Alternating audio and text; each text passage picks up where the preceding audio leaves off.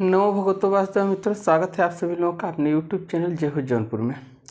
चलिए भैया, पिछली वीडियो में हम लोगों ने जो है जैन साहित्य के विभिन्न कवियों को देख लिए थे। आज उसी परंपरा को हम लोग आगे देखते हैं। चलिए, तो बिना समय लिए हुए हम लोग देखते हैं आज विजय सेन सूरी को। जितने लोग वीडियो को देख रहे हैं भैया, वीडियो को लाइक कर दें और चैनल को सब्सक्राइब कर दें। विजय सेन सूरी। अगर विजय सेन सूरी की बात की जाए भैया, किसकी बात की जाए? विजय सेन सूरी की। तो ध्यान दीजिएगा, 1231 ईस्वी में विजय सेन सूरी ने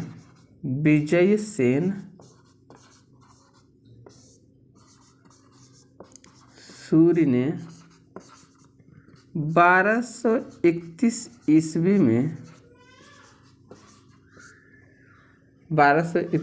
में रेवंतगिरी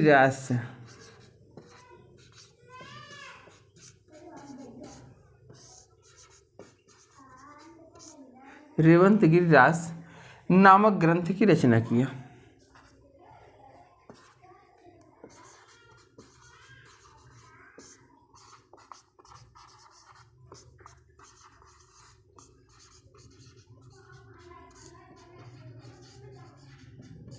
रेवंतगिरी रास नामक ग्रंथ की रचना किया।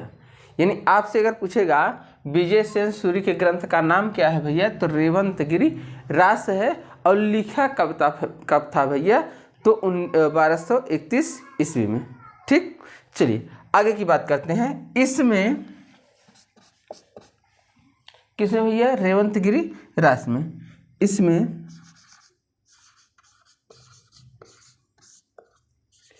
यात्रा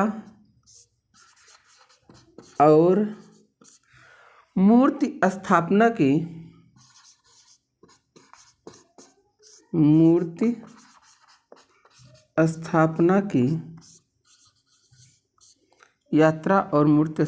घटनाओं का वर्णन है।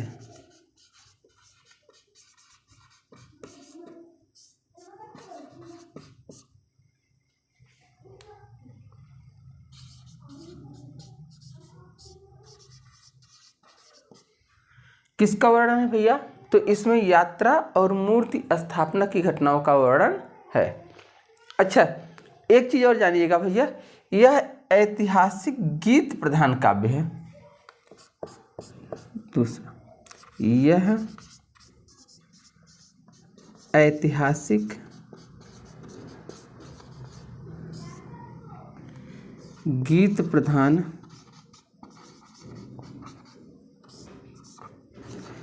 प्रधान का मतलब भैया गाया जाने वाला। ठीक, ऐतिहासिक गीत प्रधान काव्य ग्रंथ है।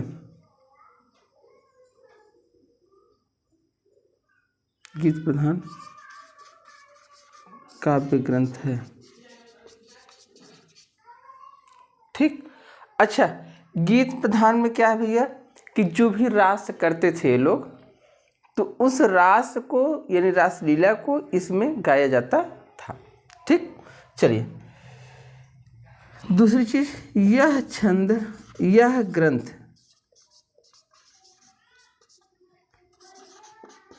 चार कड़वकों में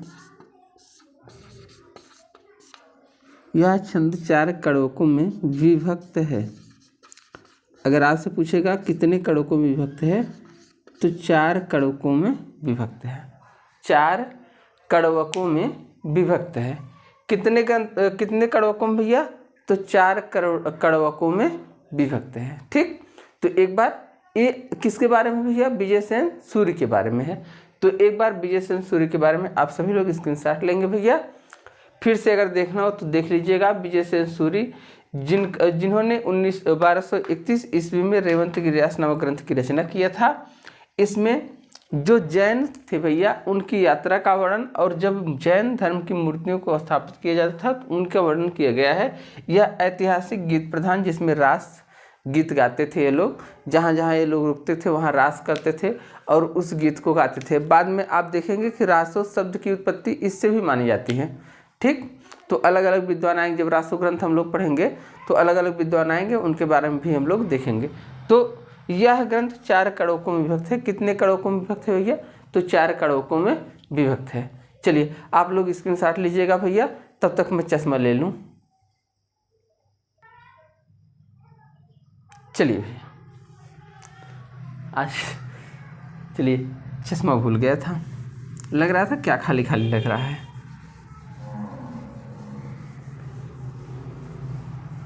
चलिए अब देखते हैं भैया आचार्य हेमचंद के बारे में। आचार्य हेमचंद,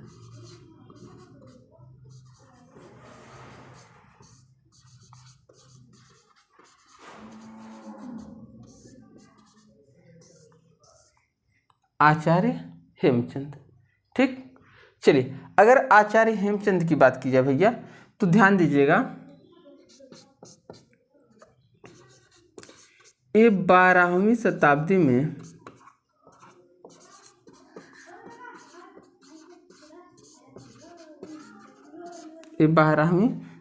में गुजरात के सोलंकी राजा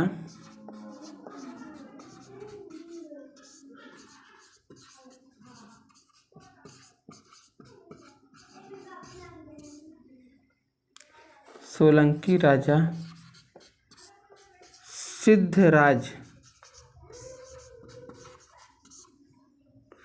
गुजरात के सोलंकी राजा सिद्धराज जयसिंह के समकालीन थे।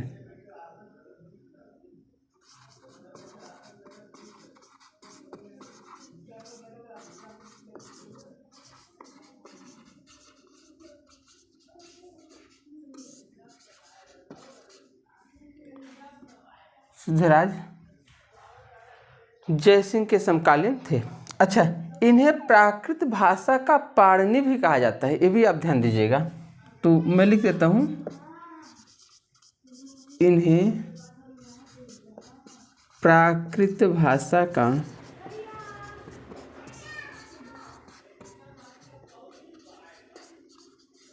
पाणिनि भी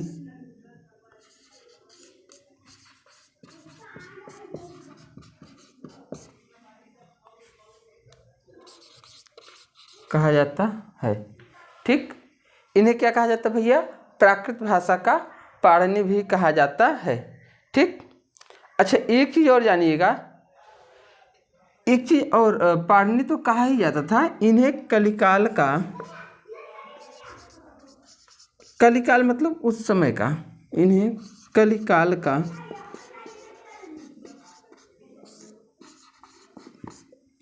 कलिकाल का सर्वज्ञ कहा जाता है।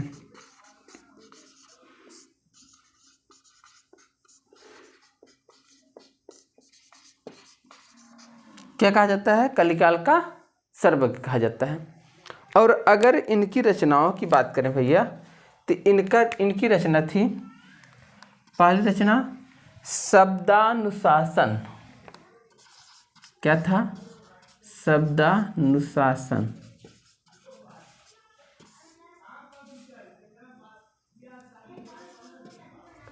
शब्दानुशासन, ठीक। दूसरा था छंदो अनुशासन।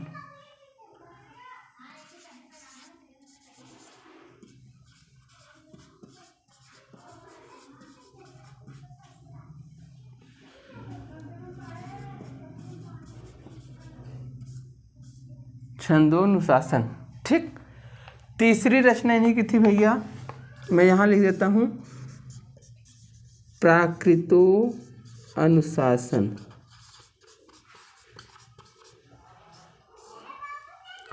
और चौथा था भैया कुमारपाल चरित।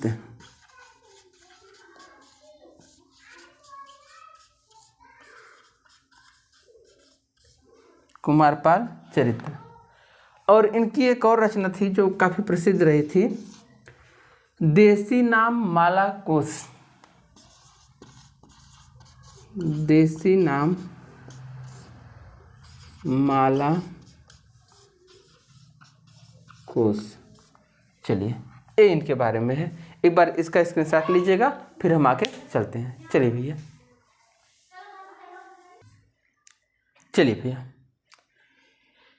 ये हो गया। जितना भी आप पढ़ रहे हैं भैया उसका नोट्स आप बनाते चलिए, क्योंकि मैं एक क्रम से पढ़ा रहा हूँ और एक क्रम से आप नोट्स बनाते चलिए। ठीक, चलिए आगे चलते हैं भैया, अगले कवि को देखते हैं।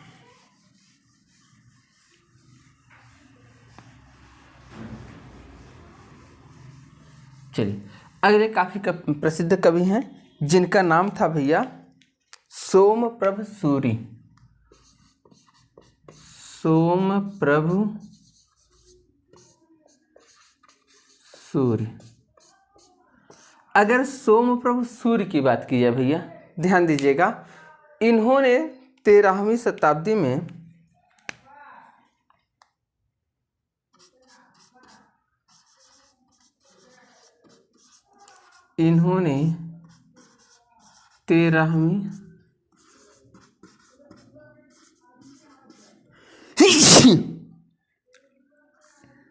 इन्होंने 13वीं शताब्दी में कुमारपाल प्रतिबोध, कौन भी कुमारपाल प्रतिबोध, मैं यहाँ लिखता हूँ कुमारपाल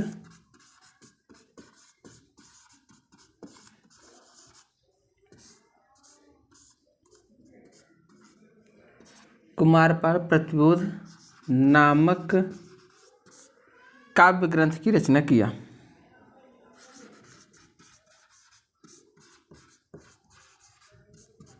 लिखा लिख देते हैं, कुमारपाल प्रतिबोध नामक काव्य ग्रंथ की रचना किया या काव्य ग्रंथ लिखा। ठीक, अच्छा दूसरी बात, इनकी जो भाषा थी भैया सोमप्रभ सूरि की, ध्यान दीजिएगा,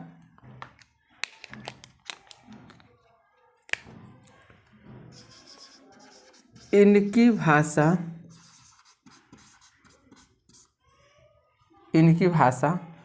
संस्कृत और अपभ्रंश,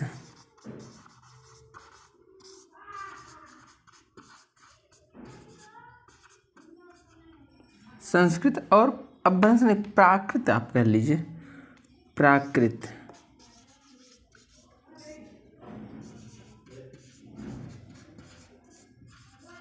दोनों थी।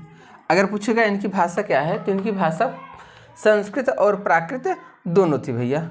ध्यान दीजिएगा, इसमें यानी जो ग्रंथ इन्होंने लिखा इसमें कुमारपाल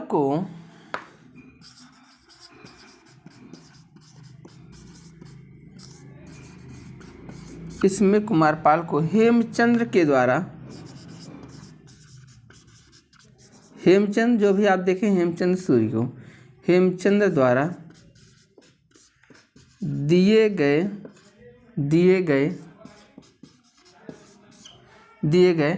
अनेक उपदेशों का वर्णन है। दिए गए अनेक उपदेशों का